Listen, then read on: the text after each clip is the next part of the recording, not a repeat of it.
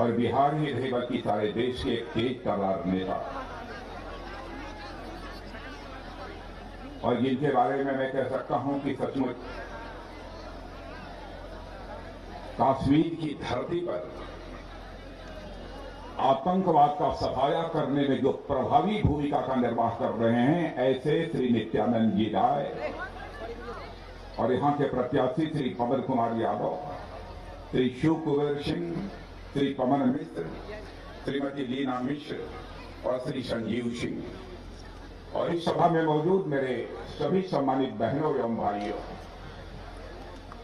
भाइयों, शायद इस स्थान पर किसी सार्वजनिक सभा को संबोधित करने के लिए मैं पहली बार आया हूं ना, अरे दूसरी बार आया हूं लेकिन बहुत देर से आया हूं, दूसरी बार आया हूं लेकिन बहुत देर के बाद आया हूं।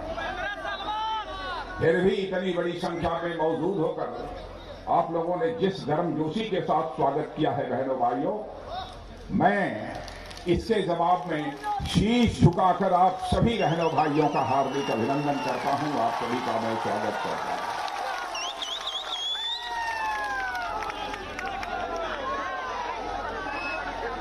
बहनों भाइयों, राजनीति में जब भी चुनाव का दौर आता है, सारी राजनीतिक पार्टियां और सारे राजनेता जनता के बीच जाते हैं और तरह तरह के वादे करते हैं, लुभावने वादे करते हैं।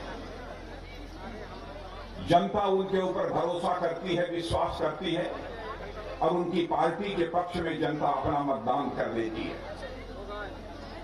लेकिन मैं समझता हूं, आजादी के 70 वर्ष जो गुजर गए, नेताओं ने इस देश की जनता के साथ जितने वादे किए, यदि आंशिक रूप से भी अपने वादों को पूरा कर दिया होता तो मैं समझता हूं आज हमारा भारत यह दुनिया का सबसे ताकतवर देश बन गया होता। मेरी यह दृढ़ मान्यता है, नेताओं की कथनी और करनी में कोई अंतर नहीं होना चाहिए बहनों भाइयों। चाहे कोई नेता हो, चाहे कोई अधिकारी हो, चाहे कोई व्यक्ति हो, भरोसा, विश्वास उसके जिंदगी की यह सबसे बड़ी पूंजी होती है। और मैं आपको यकीन दिलाना चाहता हूं, यदि आपके बीच आया हूं, जो मैं कहकर जाऊंगा वह पूरा होकर रहेगा बहनों भाइयों। दुनिया की कोई ताकत हमको रोक नहीं सकती। मैं अपने नेता भारत के प्रधानमंत्री श्री नरेंद्र मोदी जी की तरफ भी आपका ध्यान आकर्षित करना चाहता हूं। चुनाव के दौरान अपने चुनावी घोषणा पत्र में उनके नेतृत्व में हम लोगों ने जो भी वादे किए थे, सारे वादों को अक्षरशः पूरा किया है मेरे कहने वाले।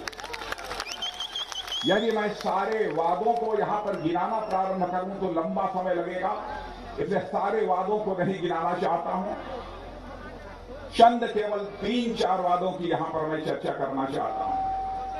हम लोगों ने कहा था जम्मू कश्मीर में जो धारा 370 लगी है और जम्मू कश्मीर को जो एक विशेषाधिकार प्राप्त हुआ है, हमारी सरकार यदि बनेगी तो हम चुटकी बजाकर धारा 370 को समाप्त कर देंगे।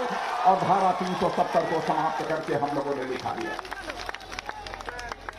हम लोगों ने यह भी वादा किया था, और वादा पहली बार नहीं किया था, जब भारतीय जनसंघ था और उस समय से जब राजनीति का सिलसिला हम लोगों ने प्रारंभ किया था, उस समय भी हम कहते थे जिस दिन भारत की संसद में हमें स्पष्ट बहुमत मिल जाएगा, उस दिन हम अयोध्या की धरती पर भव्य राम का मंदिर बनाकर रहेंगे बहनों भाइयों, और भव्य राम के मंदिर का निर्माण का यह भी वादा पूरा होगा। आगामी 2-3 वर्षों के अंदर ही वह भव्य राम मंदिर भारत को ही नहीं बल्कि दुनिया के सारे रहने वाले श्रद्धालुओं को दर्शन करने को मिलेगा। इस वादे को भी हम लोगों ने पूरा किया। हम लोगों ने कहा कि धर्म, जाति, मजहब इस आधार पर हम कोई भेदभाव नहीं करेंगे। लेकिन आप लोगों ने देखा सरकार बनने के बाद मुस्लिम बहनों के साथ जिस प्रकार का जुल्म होता था, 3 बार तलाक तलाक तलाक बोल दिया और उसकी छुट्टी हो गई। बहनों भाइयों, 3 तलाक के कानून को भी चुटकी बजाकर हम लोगों ने समाप्त कर दिया। हमने अपने वादे को पूरा किया। भारत का विभाजन हुआ। भारत का विभाजन नहीं होना चाहिए था बहनों भाइयों। और उस समय लग रहा था जैसे कि भारत माता के टुकड़े किए जा रहे हों। हम लोग नहीं चाहते थे भारत का विभाजन हो, भारत और पाकिस्तान बने। लेकिन भारत का विभाजन होने के बाद जो वहां पर अल्पसंख्यक रह गए थे, यानी हिंदू हो, सिख हो, बौद्ध हो, जैन हो, पारसी हो, ईसाई हो, जो भी रह गए थे, लगातार उनके ऊपर जुल्म ढाया जा रहा था। और आजादी हासिल होने के समय जब बंटवारा हुआ था, उस समय इन सारे अल्पसंख्यकों का जो प्रतिशत वहां पर था वह लगातार गिरता चला गया। इसे देखते हुए हमारी पार्टी ने यह संकल्प लिया था कि जिस दिन भारत की संसद में हमको स्पष्ट बहुमत मिल जाएगा, हम वहां से जो भी हमारे अल्पसंख्यक वहां के लोगों के द्वारा उत्पीड़न किए जाने के बाद भारत में आएंगे तो हम उन्हें भारत की नागरिकता देंगे बहनों भाइयों। और हम लोगों ने भारत की नागरिकता का भी कानून उन्हें पास किया। जहां तक हमारे प्रधानमंत्री नरेंद्र मोदी जी का सवाल है, मैं आपसे पूछना चाहता हूं क्या आपके ऊपर भरोसा है कि नहीं है? हाथ उठाकर बतलाइए, भरोसा है कि नहीं? क्या कभी आपने कल्पना किया था गरीब माता की कोख से पैदा हुआ कोई एक ऐसा व्यक्ति भारत का प्रधानमंत्री बनेगा जो इस बात की चिंता करेगा कि भारत में रहने वाले हर गरीब के पास भी अपना पक्का मकान होना चाहिए? और बहनों भाइयों, सुन लेना, जिन लोगों को पक्के मकान मिल गए हैं, जिनको नहीं मिला है, 2022 समाप्त होते होते हर व्यक्ति को पक्का मकान मिलकर रहेगा। इस वादे को भी हम लोग पूरा करेंगे। एक नहीं, ऐसे बहुत सारे हम लोगों ने वादों को पूरा किया। मैं याद दिलाना चाहता हूं, राजीव गांधी जी हमारे प्रधानमंत्री थे। बहनों भाइयों, मैं किसी प्रधानमंत्री के बारे में कभी भी अपशब्दों का प्रयोग नहीं करता हूं, गाली गलौज नहीं करता हूं। मैं मानता हूं चाहे कांग्रेस का प्रधानमंत्री हो, चाहे किसी दल का प्रधानमंत्री हो, प्रधानमंत्री होता है, वह स्वयं में एक संस्था होता है। संस्था के प्रति हमें सम्मान व्यक्त करना चाहिए, उन संस्थाओं का सम्मान करना चाहिए, क्योंकि संस्थाओं का सम्मान समाप्त हो जाएगा, संस्थाओं की गरिमा समाप्त हो जाएगी बहनों भाइयों, तो भारत के लोकतंत्र को समाप्त होने से भी दुनिया की कोई ताकत रोक नहीं सकती है। मैं उनके बारे में कुछ कहना नहीं चाहता, लेकिन उन्होंने एक वाक्य कहा था। उन्होंने कहा था कि मैं आश्चर्यचकित रह जाता हूं कि मैं दिल्ली से 100 पैसा भेजता हूं भारत के गांव में वहां के विकास के लिए, लेकिन केवल 16 पैसा गांव में पहुंच पाता है। ये कहा था कि नहीं कहा था? बहनों भाइयों, हमारे मोदी जी ने आते ही पहला काम यह किया कि भारत में एक भी परिवार ऐसा शेष नहीं बचेगा जिसका कि अपना खाता न हो, जनधन खाता न हो। अकाउंट सबका खुल गया कि नहीं खुल गया? हाथ उठाकर बतलाइए, मैं जानना चाहता। बहनों भाइयों, प्रधानमंत्री किसान सम्मान निधि में आजाद भारत में पहली बार ऐसा हुआ है, किसी प्रधानमंत्री ने दिल्ली की बैंक से पैसा भेजा हो और हर किसान के पास 6,000 रुपया भेजा है, तो 6,000 रुपया आपके बैंक के खाते में पहुंचा है। रहने वाले ये पहुंचा है कि नहीं पहुंचा है? यानी जो भी हमने कहा है पूरा किया है। हम इस सच्चाई को भी जानते हैं। और इस समय 2014 में सरकार बनी थी, पार्टी का मैं राष्ट्रीय अध्यक्ष था। हम और मोदी जी जब सार्वजनिक सभाओं को संबोधित करने के लिए साथ प्लेन में जाते थे तो तरह तरह के मुद्दों के बारे में चर्चा होती थी। उस समय मोदी जी ने एक वेदना व्यक्त की थी। उन्होंने कहा था कि राजनाथ जी, जब मैं देखता हूं कि बड़े लोग बीमार हो जाते हैं, लाखों रुपया खर्च करके अपना इलाज तो करा लेते हैं, लेकिन झोपड़ी में रहने वाला हमारा गरीब यदि बीमार हो जाता है तो 100-200 रुपए के अभाव में वह दम तोड़ देता है, अपना इलाज नहीं करा पाता। सरकार बनने के बाद एक आयुष्मान भारत की योजना लागू कर दी गई। हमारे श्री नित्यानंद जी राय, शायद जानकारी ठीक होगी, अब बिहार में भी शायद 25 लाख लोगों को आयुष्मान भारत योजना का लाभ मिल रहा है। सुन लेना मेरे बहनों भाइयों, जो भी आयुष्मान भारत योजना का लाभ लेना चाहते हैं, एक समय वह आएगा कि हम सबको आयुष्मान भारत योजना का लाभ पहुंचाएंगे, सबको आयुष्मान भारत योजना का लाभ पहुंचाएंगे। और इस योजना में 5 लाख रुपए तक का एक साल में मुफ्त इलाज होगा। यदि बीमारी ठीक नहीं हुई तो दूसरे साल भी 5 लाख रुपए में आपका मुफ्त इलाज होगा। कई योजनाएं, जो लोग मुंबई से, बेंगलोर से, हैदराबाद से कोरोना के दौरान यहां पर आए थे, उनके खाते में भी पैसा पहुंचाने का काम किया गया। मुफ्त में अनाज गरीबों तक पहुंचाने का काम हमारी सरकार ने किया। और मैं सचमुच बिहार की भारतीय जनता पार्टी और जनता दल यू की, या गठबंधन की जो सरकार है, मैं इसके नेता श्री नीतीश कुमार जी को बधाई देना चाहता हूं, उप मुख्यमंत्री सुशील मोदी जी को बधाई देना चाहता हूं। बड़ा काम किया है। जो भी प्रवासी दूसरे शहरों से यहां पर आए हैं, उनके खाते में 1,000 रुपया पहुंचा दिया है। और मुफ्त गल्ला भी उपलब्ध कराने का काम किया जा रहा है। छठ पूजा तक यह मुफ्त गल्ला उनके घरों में पहुंचाया जाएगा। यह सब सारी मुकम्मल व्यवस्था यहां पर की गई है। क्या कभी सोचा था? पहले लोग सोचते थे कि जो बड़े घर हैं, उन्हीं बड़े घरों में ही केवल महिलाएं गैस सिलेंडर से खाना बना सकती हैं। लेकिन बहनों भाइयों, अब इस देश में एक भी घर शेष नहीं बचेगा जहां पर की माताएं बहनें गैस सिलेंडर से खाना न बनाए। एक भी घर नहीं बचेगा। तो मैं आपसे जानना चाहता हूं, मेरी बात गलत हो तो ताली मत बजाइएगा, सही हो तो हाथ उठाकर ताली बजाइएगा। क्या यह सच नहीं? अभी नहीं, मीडिया के लोग भी देख रहे हैं। क्या हमने जो कहा था उसे हम लोगों ने पूरा किया है कि नहीं किया है, मैं इस जनता से नहीं जानता। इसलिए मैं आज आपसे कहने आया हूं, बहनों भाइयों, इस बिहार में भारतीय जनता पार्टी और जनता दल की यह जोड़ी जो है, यह कैसी जोड़ी है? जैसे क्रिकेट में सचिन और सहवाग की ओपनिंग जोड़ी थी, वैसे ही यहां बिहार की राजनीति में भारतीय जनता पार्टी और जनता दल की जोड़ी यह है कि नहीं है? यह जोड़ी चलने वाली है। मैं यहां पर चाहे नीतीश कुमार जी हों, चाहे सुशील मोदी हों, चाहे हमारे नित्यानंद जी राय हों, मैं इन लोगों की तारीफ करने नहीं आया हूं। लेकिन इस सच्चाई को आप स्वीकार करेंगे, इसके पहले की भी जो सरकार थी, लालटेन वाली सरकार, उस 15 साल तक उस लालटेन की सरकार के भी कामकाज को आपने देखा है। लालटेन वाली सरकार के भी कामकाज को आपने देखा है। मैं किसी का नाम नहीं लेना चाहता, मैं किसी के लिए अपशब्दों का भी प्रयोग नहीं करना चाहता, लेकिन 15 वर्षों में जो हमारी सरकार ने काम किया है बहनों भाइयों, उस सरकार के काम से कोई तुलना नहीं है हमारी सरकार के काम।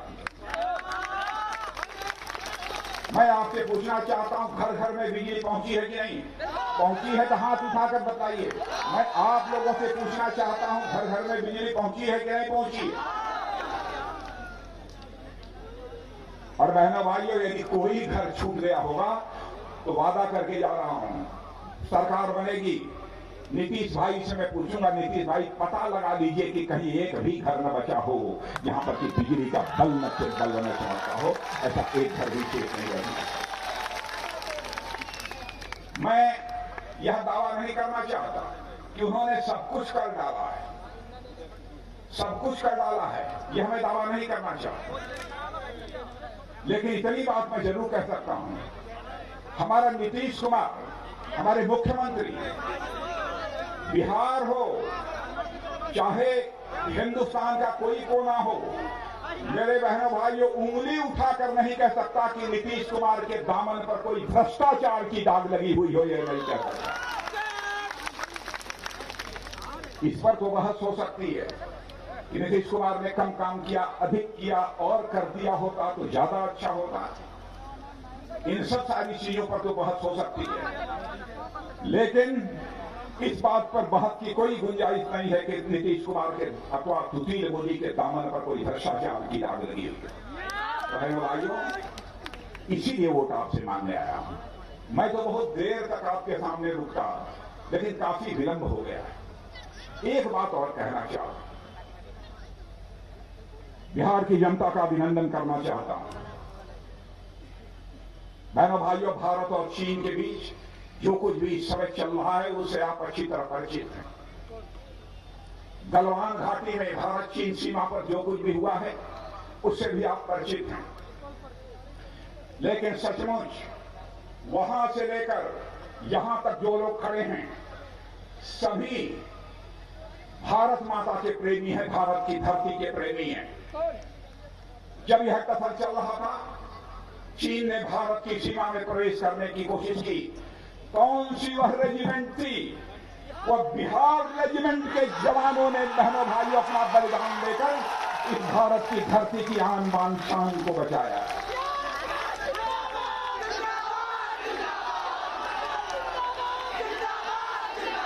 बहनों भाइयों, हमारे बिहार रेजिमेंट के जवानों ने अपना बलिदान दिया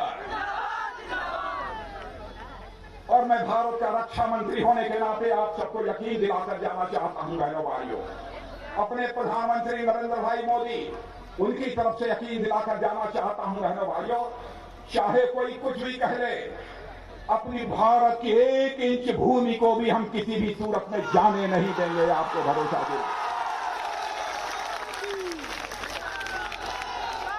ये लोग गलत प्रचार कर रहे हैं, तरह तरह के वादे कर रहे हैं। और कांग्रेस के एक नेता ये कहते हैं कि हमारी सरकार रहती तो हम 3 दिन के अंदर चीन को बाहर कर देते। मैं कहना चाहता हूं, मैं किसी प्रधानमंत्री को दोषी नहीं ठहराना चाहता, लेकिन 1962 में जो कुछ भी हुआ है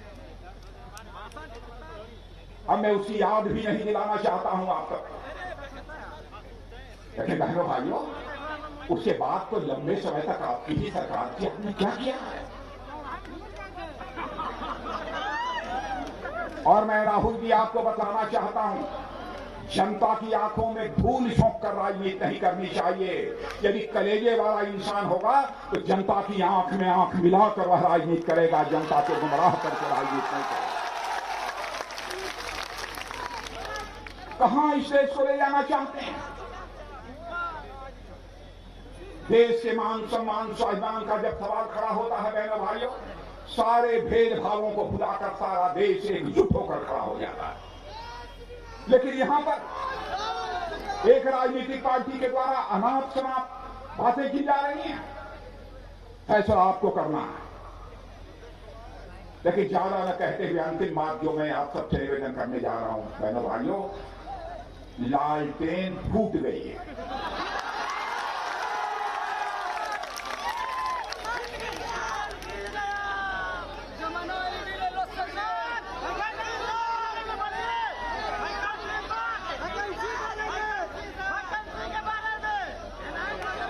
लालटेन, फिर से सुनिए, लालटेन फूट गई है।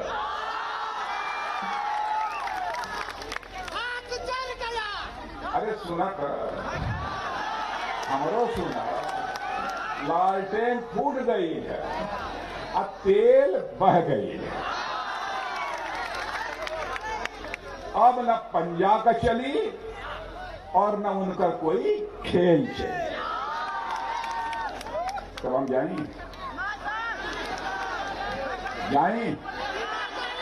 अब चलो आगे के मीटिंग है। देखा हमारे नित्यानंद राय के बहुत बोले की चाहत है, लेकिन यहाँ ना ही बोलना है ताकि हम ही बोल रहे हैं। लेकिन ये बताओ, पवन कुमार यादव की जिताए देवा या कि नहीं?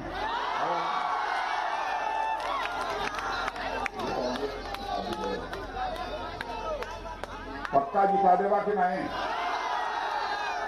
देखा, हम अपने भोजपुरी में वादा कर लेके जाते हैं आप लोगों से।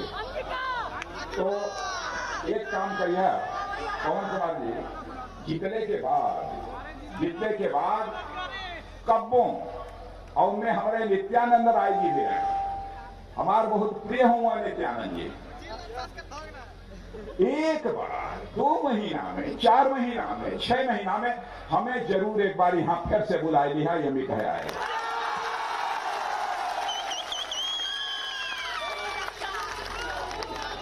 और हम यहां